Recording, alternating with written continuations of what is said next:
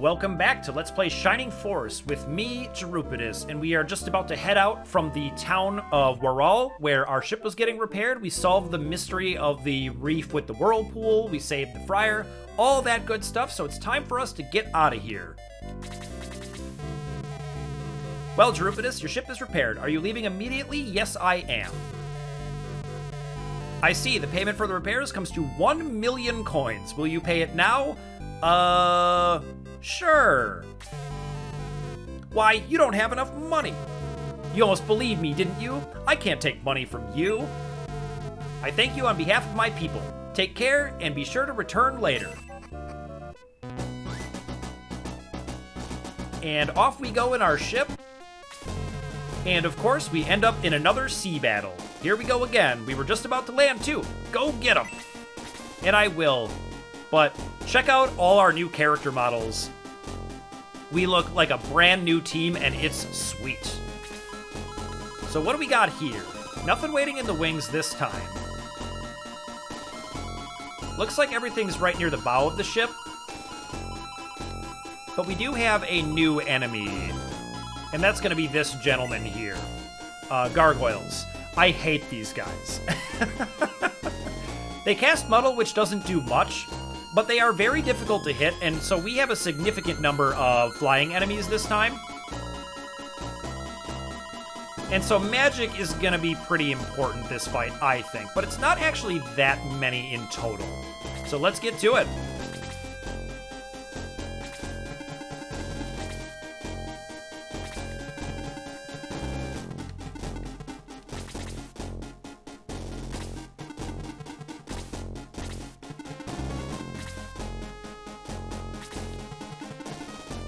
Actually, let's have him occupy some squares that no one else can. I think that makes a lot more sense to do. And I would really like to get Balboroy to level 10 this fight so I can get the steel sword on him. That would be huge.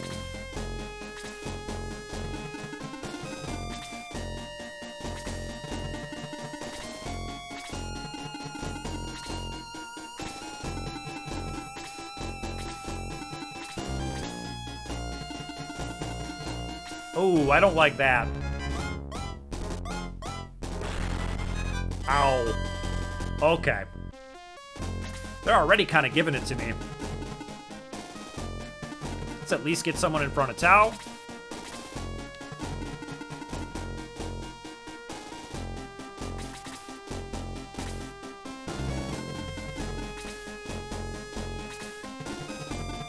Alright, let's check out Pel's new character model.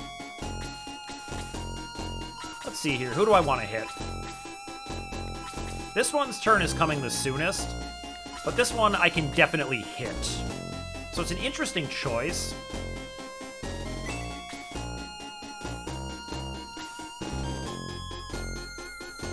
And do I want to try out the Steel Lance? You know what? Let's do it.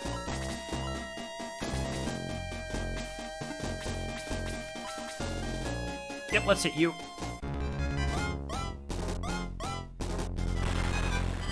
Alright, 16 is pretty good.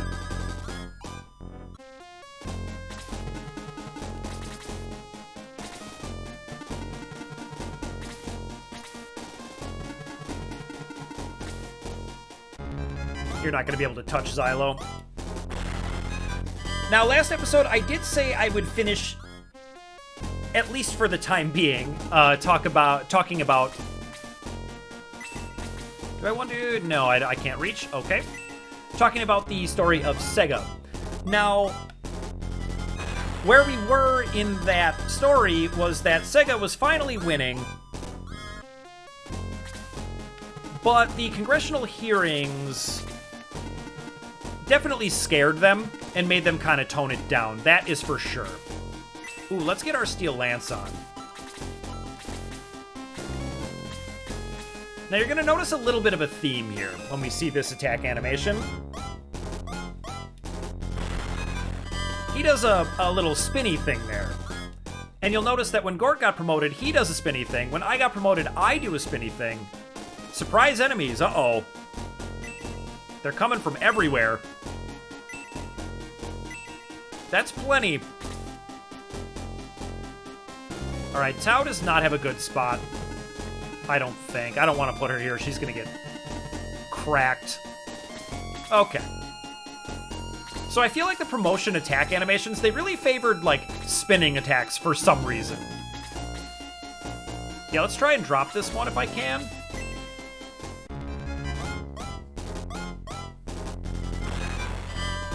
Alright, that landed. That's sweet. Now, Hayao Nakayama, as you'll recall, is the CEO of Sega at this point in our story. And he made a great decision. The reason that Sega was winning was because I was saying that you sometimes need to accept the fact that you don't understand how to market to a culture that is not your own. And so he took Tom Kalinski's ideas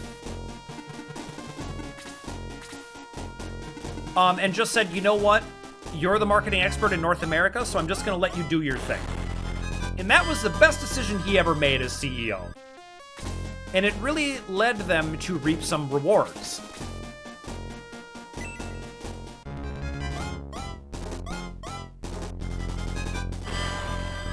But, and this is actually similar to the reason that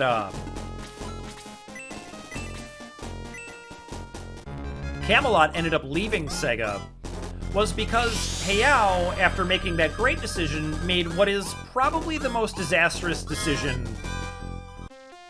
for Sega, period. And that was because the Sega Genesis was not very popular in Japan, but was extremely successful in America. He kind of lost sight of the fact that you can't just have a one-size-fits-all strategy for both markets. And he wanted to move the company's focus away from the Genesis to the Sega Saturn, to the next generation. Now, this bad choice was amid a bunch of bad choices. You may or may not know who the Angry Video Game Nerd is, but if you don't, I highly recommend his channel. It's definitely funny, but what I value the most about it is all of the history that he manages to pack in, because he's reviewing all these old consoles and things. Nice, way to go, Balbs.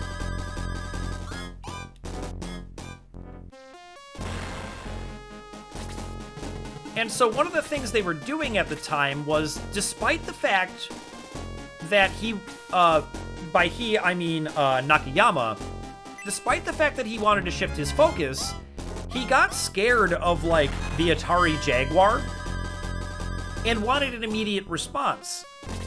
And so they ended up making all these really crappy things. Like, so the Sega CD and the 32X are truly crappy pieces of technology that had very limited amount of development for them. And they were these kind of ways... The idea was to bridge the gap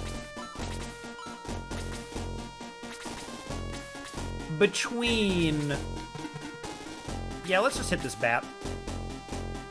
Between the generations. But it was so unfocused. God, look how cool Gunce is now. Boom. You can't even see the spear. It looks like he just crashes his body into him.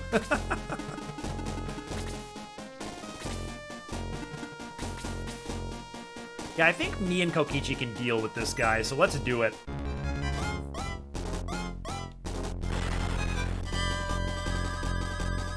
Just twirling attacks all over the battlefield.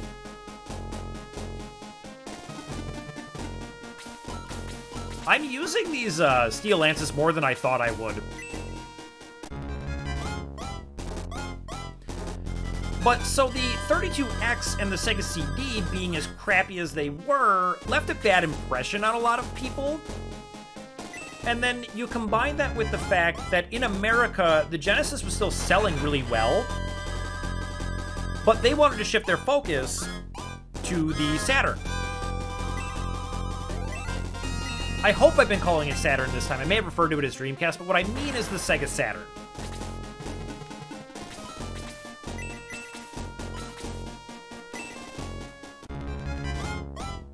So what ended up happening was that people were getting mad about the 32X and the Sega CD kind of being wastes of money. But then people that still wanted to buy a Genesis couldn't get their hands on one. And it basically ended up being a complete disaster all over the place. And this is what I mean when I was talking about Sega just making a bunch of unforced errors. Like, these are just bad judgments. And that basically led to the demise of the Genesis as we know it. You know what I'm going to do? We haven't gotten to do this yet. I'm going to use a heat axe.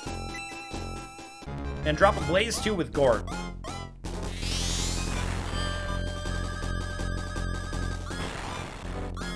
Sweet.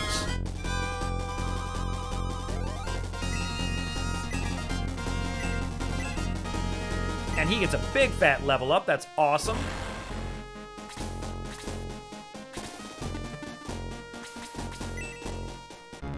I am overextending with Xylo here a little bit.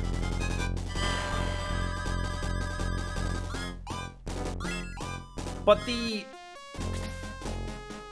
nature of this decision-making just crushed Sega. They were winning. They were doing it. And then Nakayama just made a bunch of bad choices, and it pretty much meant the end of Sega as a console in the popular imagination. Oh, there's Freeze level 2. That's what I wanted. Because Anri should be casting Freeze. She is a Freeze mage. I'm tired of casting Blaze 2 with her. But you know, the Sega Genesis was a great system. And it makes me sad what happened.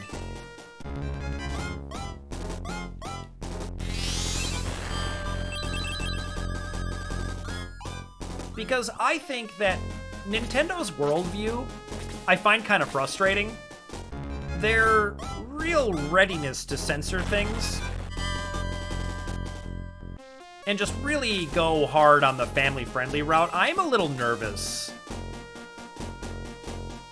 Should I stand and fight? I guess I should.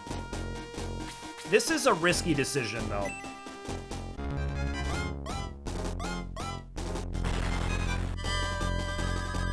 Because that conch is not going to go down, and if I don't... Alright, let's kill this thing before it gets another turn, for sure.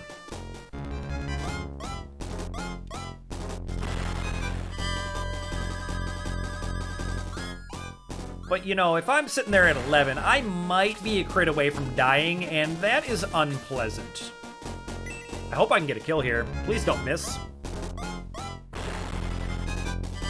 But everything I'm talking about is more succinctly put and more coherently put, I would say, in that documentary Console Wars. I highly recommend it. It's awesome. Okay, so I need to be careful here. Because, yet again, there is going to be a secret item in this fight. But I don't want to end the fight too early, because if the fight ends, I won't get the item if I haven't already gotten it.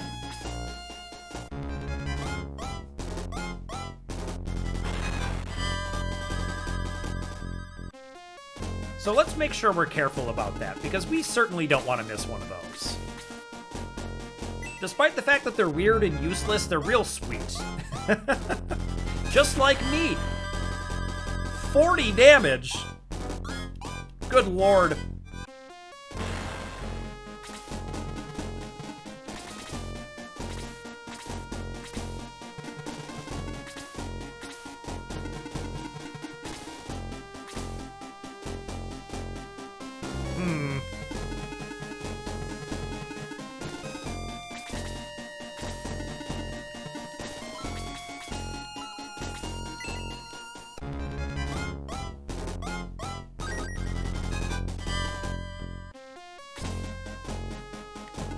Alright, so what can I do here? I need to kind of run some interference because I need to get past these guys to a degree, but... You know what, let's just kill as many of them as we can.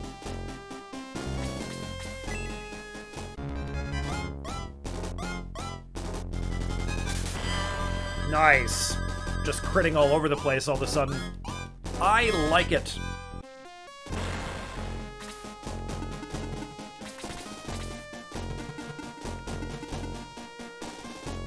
That is too dangerous. Let's just wait.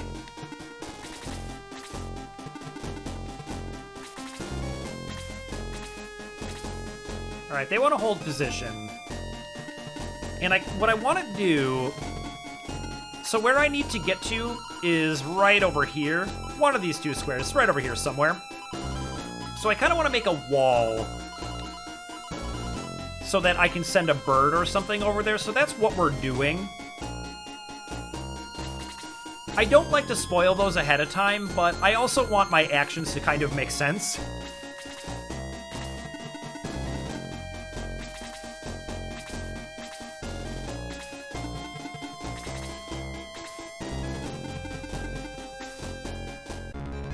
Yep, this shellfish is going to regret this. 5 damage on Silo is quite a bit, but he also hasn't gotten any points for a level up in a while.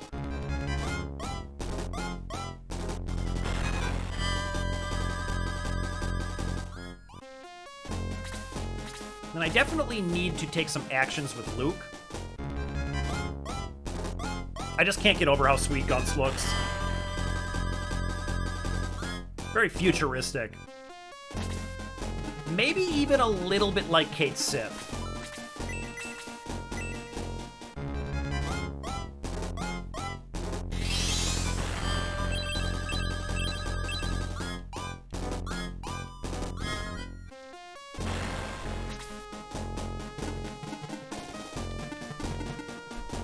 Yeah, let's come around this way and attack. And then hopefully my sort of wall plan will come to fruition here. The Pegasus Knights are certainly concerning.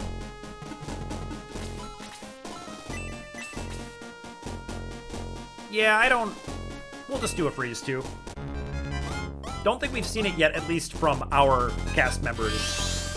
We definitely had it casted on us and it was brutal.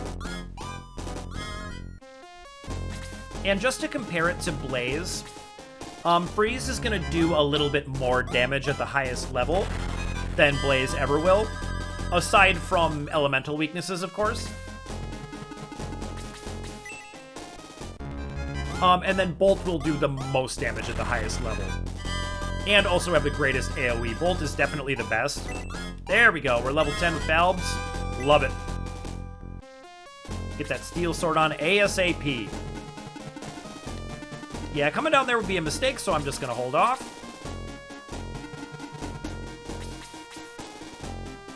Yep, get him, pal.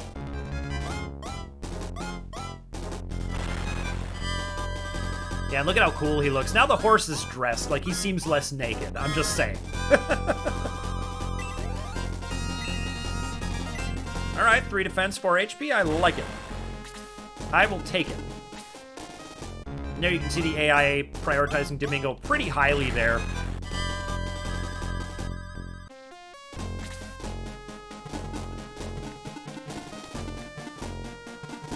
Yeah, I guess somewhere like here would be fine.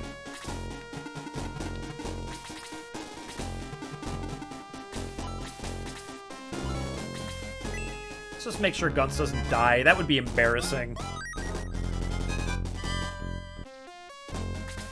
One of our best statted units just arbitrarily losing. That would suck.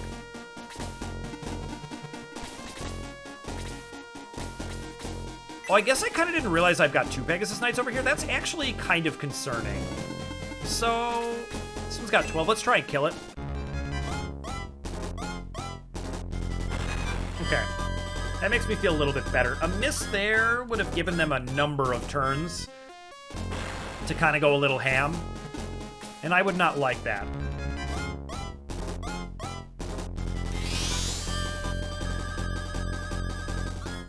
Yep, so there's Muddle. And if it looked like it didn't do very much, that's because it really didn't.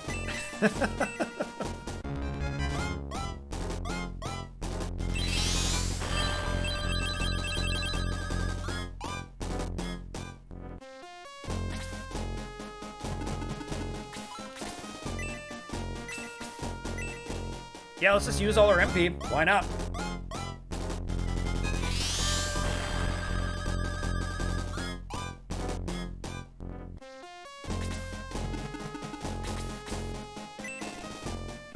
Let's try and get this guy dead, and then we're gonna go after the secret item.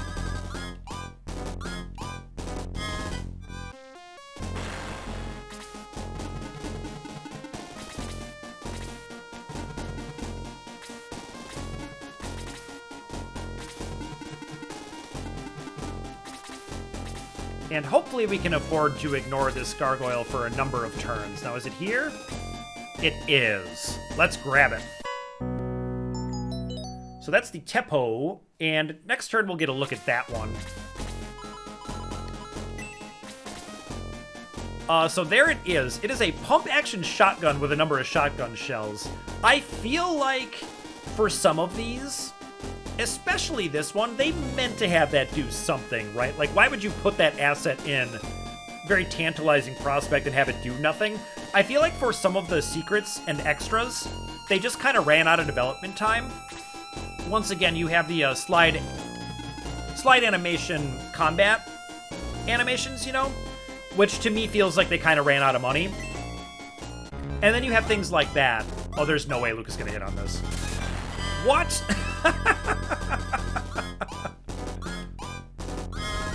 But I feel like they ran out of development time or ran out of money. Alright, that's a good level up. He needs it too. The ship's helm was destroyed in the battle. We're now adrift at sea. We basically destroy every ship we touch. The ship drifted off course, lost at sea. What will become of the Shining Force?